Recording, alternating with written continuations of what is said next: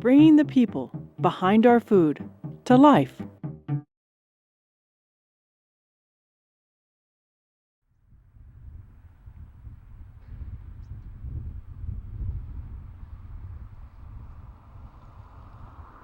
I was raised 3 miles south of here.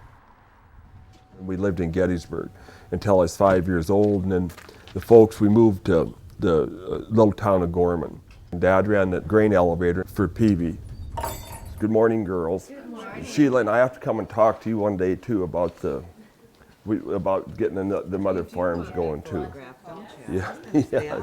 Well, I want you, but Karen, Karen, I went ahead and I did the teff grass right, so I don't know a few acres. And so I grew up around the country and knew all the farmers that come in, and harvest was a big exciting thing with the guys pulling in. Now they have trucks that haul 1,200 bushel, and back then people would pull them with trucks that were holding 100, 150 bushel, and grew up in that environment.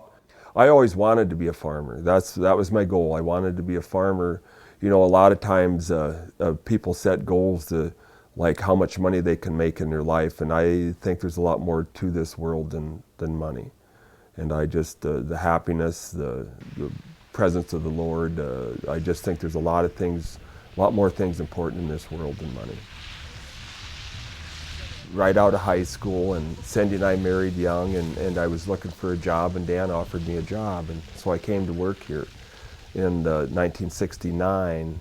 At that time, we were a really diversified farm. We raised pigs, cattle, and then we farmed. And we weren't very good farmers. We thought we were, but nobody around here is a very good farmer because no-till hadn't come along yet. I've been farming for 40 years. The land, but all this land, I'm just the steward of the land, because I think if you take care of the land, it'll take care of you. That's a saying I've had forever. And I just really think that the better you take care of the land, it's going to pay you back. It likes it. That's along with the no-till, the cover crop, the building of the organic matter. You take care of the land, it'll take care of you. There's nothing I like better than to be out in the field and be digging and having that in my hands, and the dirt and the smell, and I'm just passionate for the soils. I mean, it's just the more I can learn about them, the better I like it. Look at that aggregation. Another thing you find, you guys, if you smell this, it smells like it'll smell like potatoes. We never paid enough attention to what was going on below the ground. We were always looking at it on top of the ground. Everybody said, boy, that corn looks good, boy, that oats looks good, and there's just as much root mass underneath the ground as what there's stuff on top of the ground. And I just totally think that the more we can learn about what's underneath the soil surface and how to take care of it, the better producers will be.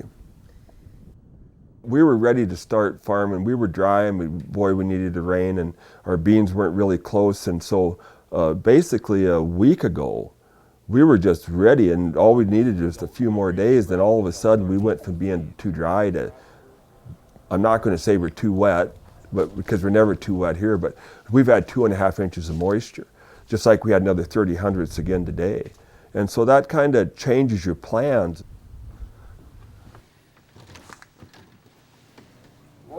You ready for this? Betcha.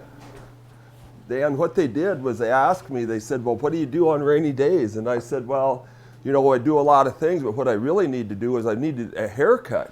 I just hope this isn't your first one today, is it? Well, it is, actually. Oh, on camera, the first ones. I've never had a haircut on camera before.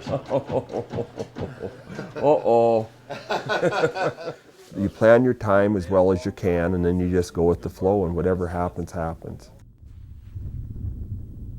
There's never a day I wake up and say, I wished I didn't have to go to work this morning. That's never happened. That's one big reward about farming, and this is a good life. This is a good life out here, you guys. I mean, thank you, Dan. Well, thank you. You have a good one. Everybody knows each other, and it's just a small town environment, and the air is fresh, the air is clean, and it's just a good life.